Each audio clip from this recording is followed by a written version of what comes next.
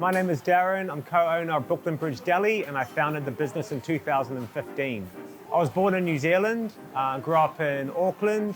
Parents both worked really hard, so it was just a lot of fighting every day. I grew up in a kind of a neighbourhood where there was a very mix of very low class, people didn't have any money, to kind of middle class people. So yeah, you name it, I've sort of been through it and seen it in the neighbourhood that I grew up with. Lots of fighting going on. The area that I grew up, they either love it and they never want to leave, or when they're 16, they can't wait to get the out. And I was one of those people. I just couldn't wait to come of age and then just jump on a plane and just go somewhere, because I knew if I stayed in that environment and in that neighborhood that I was at, I wasn't gonna succeed or kind of make anything of myself, and I just wanted to kind of see what else was out there, so that's what I did. I knew I didn't really want to work for anyone. At a very young age, I thought, what's the point of making someone else money when I can do it myself? But I dropped out of school. I only went to school to eat my lunch, so I left uneducated. But what I did have was like a hustler's kind of spirit, where I'd sell yellow ice to an Eskimo. I could sell anything, and I knew that's what my talent was. And yeah, like, to be honest, when I was young, I wanted to be a rapper. That's all I wanted to do. All I did was write rhymes and listen to music, and that's all I did, really. Yeah, school was definitely not a point for me to kind of, and I didn't really see like, I was like, what's the point of going to English? I know how to speak English. What's the point of going to maths? I just use a calculator. That was kind of like my mentality. And even though it's the wrong mentality to have, I was like looking at ways how I could kind of make money from any type of resource that was available to me at the time.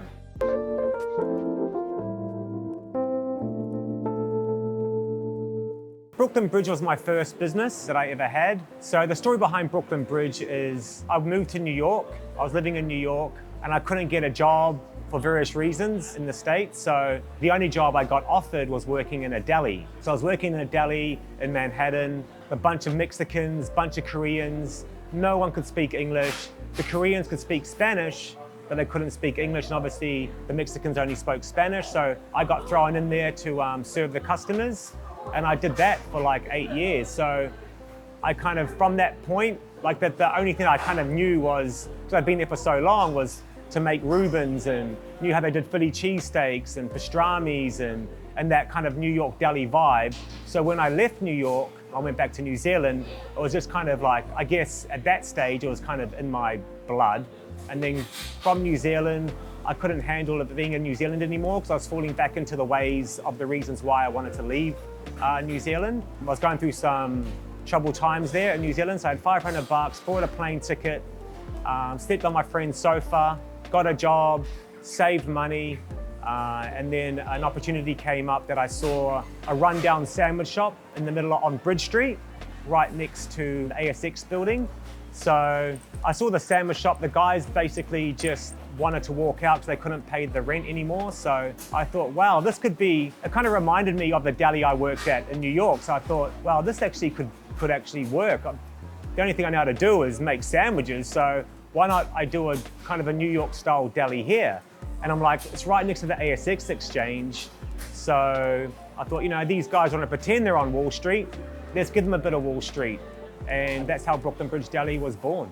Bridge Deli for me is like my personality, you know, into that shop. I grew up on hip hop culture. My first rap record I had when I was 8 years old. So that's all I ever known. And then obviously living in New York, I was living in Queens. It's a product of my environment, basically in that shop. So when you think of Bridge, especially the first shop, because it was just stabbing and going, you know, like just pointing and shooting. And it was, yeah, everything that was me was like into that shop, really. From the playlist, the music, to the murals of Biggie and the rappers, to the sandwiches, it's like my personality in that shop. Some of the hardest things about the business would be definitely staffing. As you grow, you need more staff, so that's always a challenge because, you know, staff come and go. And also like family time, like now I've got a young family. And you know, business always comes first. I know it sounds bad that way, but kind of what supports the family. So, you know, I miss birthdays, I've missed, you know, school events and things like that because I've had to be in the business, you know, slogging away. But that's just the reality of it. So that's definitely hard, that kind of suffers. And definitely just like the unknown, like you always I hope we have a good week this week. And like a regular job, you get your salary, your super, you get all your your holidays, whereas being a business owner, it's all up to you. So the more you put into it, the more you get out. But definitely, it's a challenge. It's not easy, Our first shop, as I explained, was Bridge Street. And my business partner, Larry, as well, when he came with me as well, like we kind of looked at, this is actually a business that could actually, work in other areas as well. So we thought, right, let's open up another shop on Kent Street in Town Hall, which we did. That went crazy because we know how our market is now. It's that Monday to Friday office crowd.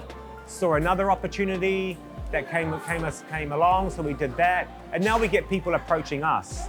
Oh, I've got a great spot for you. Do you want to come and open up now? So we got to the stage of knocking on doors, chasing agents to look for a spot. Because an agent as well, they want to make sure your concept works. So we've kind of gone from like begging agents to give us a spot to now people calling us and saying, hey, do you want a spot? Here's some money, go ahead and do it. So we've kind of gone to that stage. So we've got 5 shops now, all based in the city. 1 in North Sydney, Greenwood Plaza. Another 4 shops signed up for early next year as well.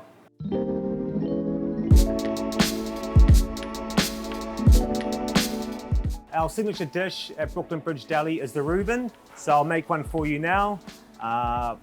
We have our own Russian dressing that we make in-house as well. So I put a bit of Russian dressing. Russian dressing is mayo, Worcestershire sauce, a little bit of hot sauce, pickles, onion, and a few little spices there that we can't really tell you about. And then we've got Swiss cheese. And then we have our corned beef. Our corned beef we make in-house. We salt our own silver side, and then we slow cook it for 6 hours in a slow cooker, take it out, and then we obviously cut it up and use it for our Reubens. So this is kind of like our signature here with our corned beef, because like I said, we salt it all ourselves. So this is the typical Reuben here. We load that puppy up. Sauerkraut as well, we make in-house. So sauerkraut, we do that. It takes a very long time to make a good sauerkraut. The longer you leave it, the better it is. And then like that.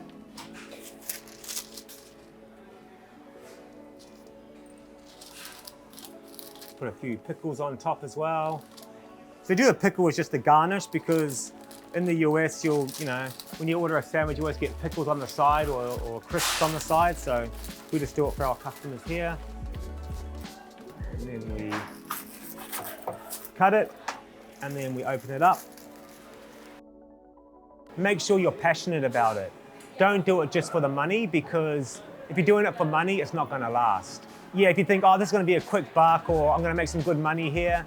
If you're not passionate in it, you'll lose interest. And when you lose interest, you also lose the money as well. Like the reason why Brooklyn Bridge Deli's been so successful is myself, and also, like my partner, we love the brand, we love the product, we love our customers. We wake up every day going, man, can't wait to get here and do what we gotta do. And yeah, it's tiring, but it's the passion, So if you don't have that, and you don't have that drive, and you think that opening up a business means it's gonna give you more family time or more time to do what you want, it's completely wrong. I mean, there is a saying, I think I heard someone say, if you want to open up a business, don't expect any free time for the first 5 years. And that's very true, First 5 years, it's just knuckle down and just, go hard. So passion really is what it's about.